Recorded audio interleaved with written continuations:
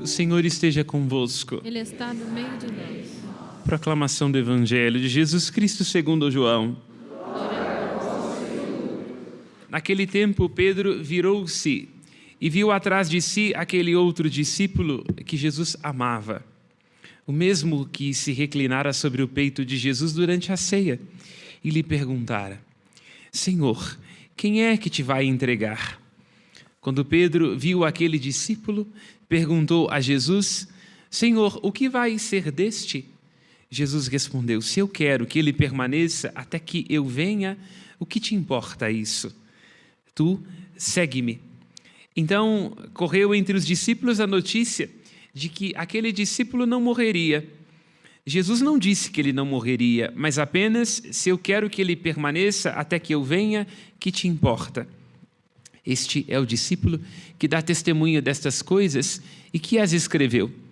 Sabemos que o seu testemunho é verdadeiro. Jesus fez ainda muitas outras coisas, mas se fossem escritas todas, penso que não caberiam no mundo os livros que deveriam ser escritos. Palavra da salvação. Glória a vós, Senhor.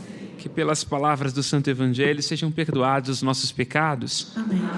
Podemos nos sentar.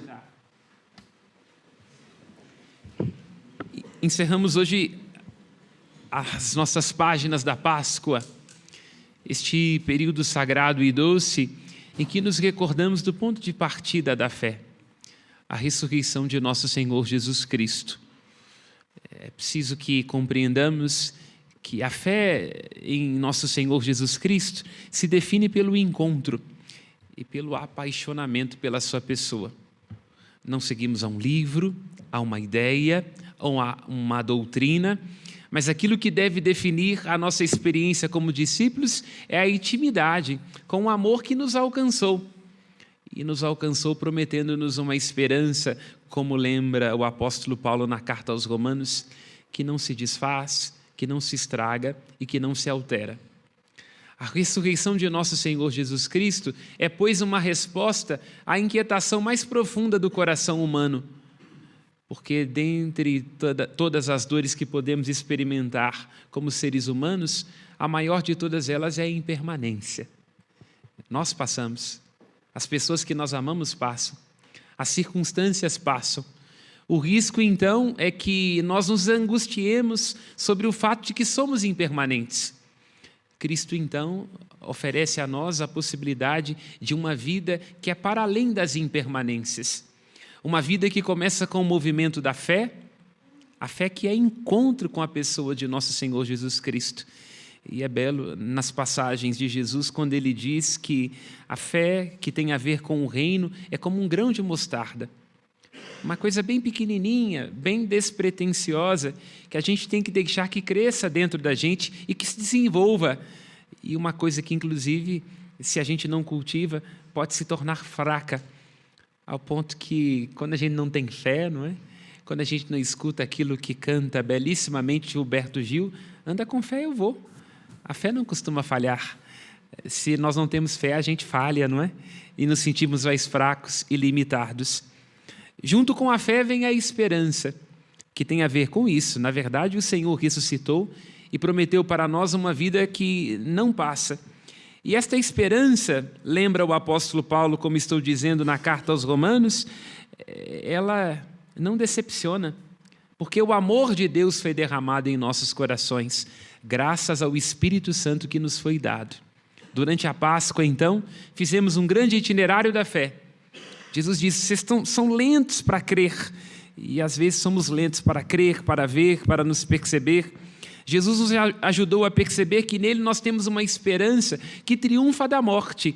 E agora nós estamos às vésperas de recordar mais uma vez que esta fé e esta esperança têm a ver com o amor, que é o Espírito Santo que foi derramado em nossos corações. Porque o amor nos devolve a nós. Porque o amor cura as feridas dentro de nós. Porque o amor é aquilo que vai nos ajudando a pairar sobre as insatisfações e as instabilidades da vida. Porque o amor, que é antes de tudo a pessoa do Espírito Santo na Trindade, que veio permanecer em nós.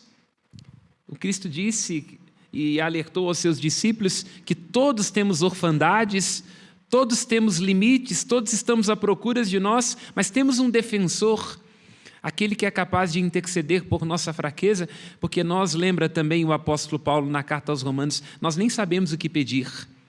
O amor que há de ser derramado em nossos corações, e é o próprio Espírito Santo, é que nos preserva de nossas instabilidades, de nossas limitações, de nossos medos, e é o amor que nos impulsiona, o amor que nos coloca para a frente. Duas personagens se destacam na leitura que nós acabamos de escutar e que tiveram que reconstruir em si esse itinerário de fé, de esperança e de amor. Começaremos nós a partir do apóstolo Pedro. O trecho que nós estamos acabando de escutar é muito precioso porque é o final do Evangelho de João. E no final do Evangelho de João, Cristo encontra-se com Pedro, aquele mesmo que o havia negado, e lhe faz uma pergunta simples e objetiva. Simão, Pedro, Simão, filho de João, tu me amas mais do que estes? Sim, Senhor, tu sabes tudo, tu sabes que eu te amo. Tríplice é a afirmação do amor. Poderíamos interpretar que é uma maneira que Pedro está dizendo da necessidade de curar as suas 3 negativas, não é? Ele que havia dito durante 3 vezes que não conhecia o Senhor, e o amor que é apresentado como a condição e a garantia da missão de Pedro. O amor é uma condição para qualquer relacionamento entre nós mesmos e no nosso relacionamento com Deus. É uma condição, porque o amor é aquela coisa absolutamente frágil, não é? Porque tem que ser cultivado. Se o amor se esfria, se arruína um casamento, né? É aquela pequena coisa sem a qual todo o resto deixa de fazer sentido. E o amor é a garantia, porque o amor tem a ver com sentido para continuar seguindo e para sairmos de nós mesmos. Sem o amor não damos conta de ter intimidade com Deus. Sem o amor nós não damos conta de conviver uns com os outros. Como vai lembrar o apóstolo Paulo, o amor é o vínculo da perfeição. Por quê? Porque é difícil conviver junto, não é? Jesus é bom, mas quem vem junto no combo com ele, não é? Amar é bom e ter família é bom, mas junto com a família vem os agregados, os cunhados e o tanto de gente enchendo o saco. Então perceba, é por isso que vai lembrar o apóstolo Paulo na carta aos Colossenses. O amor é a cola, ele é o vínculo da perfeição, porque nós não somos perfeitos.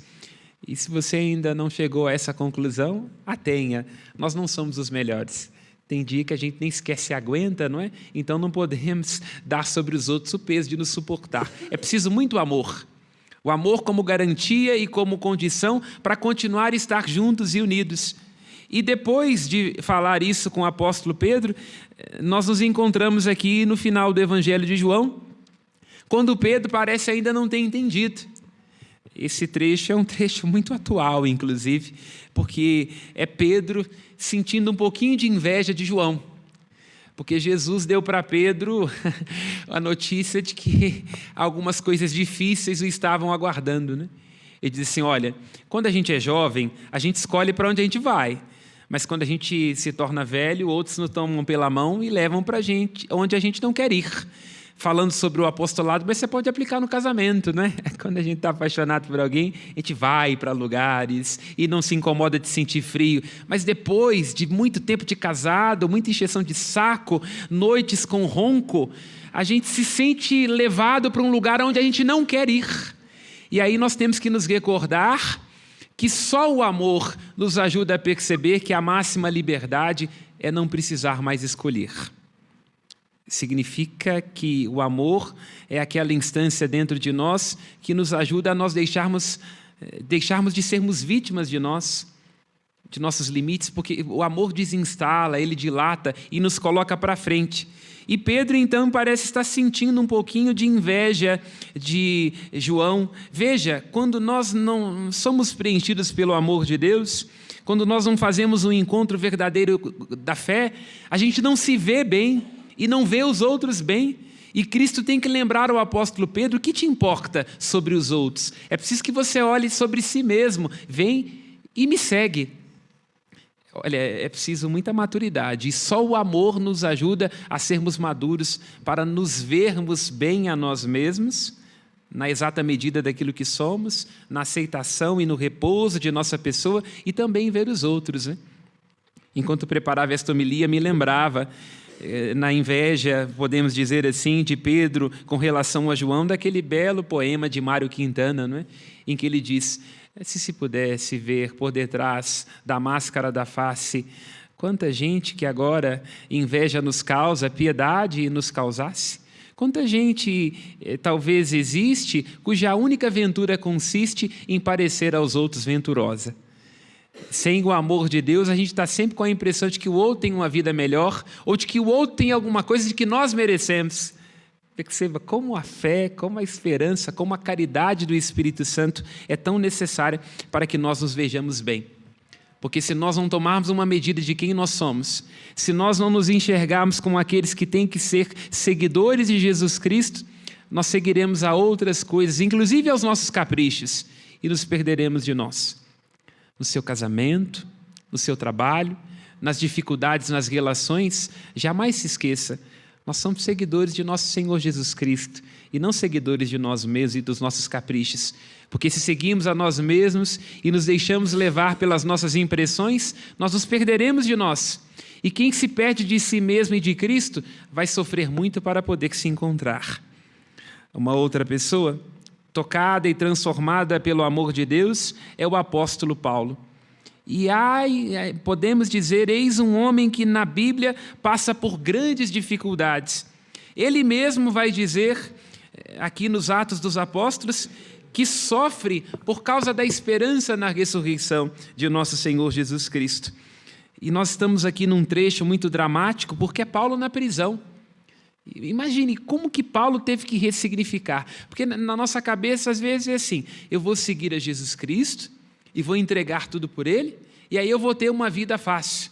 Mas o que acontece com o apóstolo Paulo é que parece que depois que ele segue Jesus, as coisas se tornam mais difíceis, ele até experimenta determinadas prisões, mas ele chega a algumas conclusões que são importantes para nós.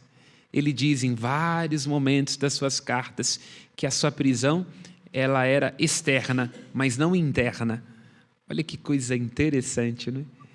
E aqui nós nos recordamos, não é, daquela descrição que o Viktor Frankl, que é um psicanalista muito interessante, pai da logoterapia, ele faz sobre a experiência, fala da experiência dele no campo de concentração, não é? Imagine, campo de concentração, Segunda Guerra Mundial, e que ele diz que ele percebia que, na verdade, os piores inimigos daqueles que estavam no campo de concentração não eram os externos, os algozes, mas os internos. E ele começou a perceber as pessoas que estavam lá dentro, que tinham um sentido para viver, a vontade de sair daquele campo de concentração para encontrar a esposa de novo. A esposa, a sogra não, né? A esposa. Elas tinham motivação para continuar seguindo. Por que elas entenderam? Ninguém pode nos destruir a partir de fora, a não ser que nós nos destruamos a partir de dentro. Quando alguém diz sobre nós uma crítica, se a gente está em paz com a gente mesmo, com aquilo que nós somos, com nossas características, aquilo que o outro está dizendo não nos importa. Se alguém nos difama, se alguém nos acusa, se nós estamos convictos de nossas verdades e de nossa sinceridade, a gente não se importa. É por isso que o Salmo canta, não é? Quem tem reto coração pode ficar tranquilo, porque vai ver a face de Deus. E aqui, neste testemunho do apóstolo Paulo, convencido pelo amor de Cristo, nós vemos o que ele mesmo vai recomendar no capítulo 13 da Carta aos Romanos, capítulo 13, versículo 21. Não paga o mal com o mal, mas vence o mal com o bem. Olha que coisa bonita. E aqui quero, para quem está imaginando que isso é coisa só de igreja, quero citar aqui 2 ateus que falam algo muito interessante a respeito do que experimenta o apóstolo Paulo. O primeiro é Sartre, quando ele diz numa de suas peças, não importa o que fizeram de mim, o que importa é o que eu faço com o que fizeram de mim. Quer dizer, há sempre uma instância interna dentro de nós que pode reelaborar traições, perseguições, acusações, não é? Porque, na verdade, é tudo sempre entre nós e nós mesmos e nós e Deus. E outro é Nietzsche, quando ele diz, quem tem por que viver, suporta qualquer como. Então, não é sobre os outros, o que o outro me deixa, como me negligencia, as dificuldades na igreja, a sociedade, o meu país, o meu padre, o meu marido, os meus filhos. Mas que resposta você dá? Porque que as prisões externas existem, eu não tenho dúvida. Eu não conheço seu marido, mas eu sei que deve ser difícil. Agora, onde está a sua liberdade interior? A sua capacidade de ressignificar todo sofrimento e toda dificuldade para lhe produzir algo de bom. E o apóstolo Paulo vai dizer na segunda carta aos Coríntios, capítulo 5, uma palavra que é muito atual para nós. Ele diz que Cristo confiou-nos o ministério da reconciliação. Isso é muito belo, né? Porque dificuldades, desencontros, todos nós teremos. Mas a gente tem que viver em estado de reconciliação, porque assim nenhuma dificuldade será capaz de nos conter. Porque assim, ainda que nós estejamos na prisão, o evangelho da graça, a vontade de Deus que age em nós não estará aprisionado. Nós seremos prisioneiros, como lembra o apóstolo Paulo, apenas do Espírito. E é belo, como termina a primeira leitura que nós acabamos de escutar, se diz que ele continua insistentemente pregando o reino de Deus com coragem. E o que está no grego é muito belo, que é a palavra parresia, com insistência. Se nós formos convencidos do amor de Cristo, se o Espírito Santo puder ser força de nossa fraqueza, nós não desanimaremos, porque estaremos convictos. E a convicção, quero repetir e frisar, não tem a ver com o fato de que vai ser tudo certo, de que a nossa vida será uma maravilha e de que nós às vezes não estaremos em apuros. Tem a ver com aquilo que o mesmo apóstolo diz na carta aos Coríntios. Ainda que nós estejamos postos em apuros, não desesperançaremos. E aí termina o apóstolo João, no versículo 24 da leitura que nós acabamos de escutar, dizendo que ele mesmo, na sua vida, no seguimento de nosso Senhor Jesus Cristo, tornou-se uma testemunha. E essa palavra ela é muito bela. Testemunho no grego é mártir. Que cada um de nós tome consciência de que a nossa vida é um testemunho. Testemunho de ressignificação, de dificuldades, um testemunho de entregar-se, fazer da vida um dom, não sejamos ensimesmados, egoísmos, presos em nós e reclamões, mas perguntemos o que a gente pode oferecer, o que a gente pode entregar e, sobretudo, testemunhas do ressuscitado. É por isso que amanhã, mais uma vez, iremos clamar, pedindo ao Espírito Santo que desça sobre nós, porque nós vimos como João o Cristo, ouvimos, tomamos refeição com Ele. Só resta deixar que, pela força do Espírito Santo, a nossa vida, naquilo que ela é, concreta, real, sem idealizações, seja um testemunho do Cristo que continua vivendo e se oferecendo nas cruzes da vida de cada um de nós.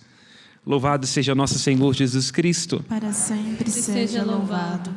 Façamos as nossas preces.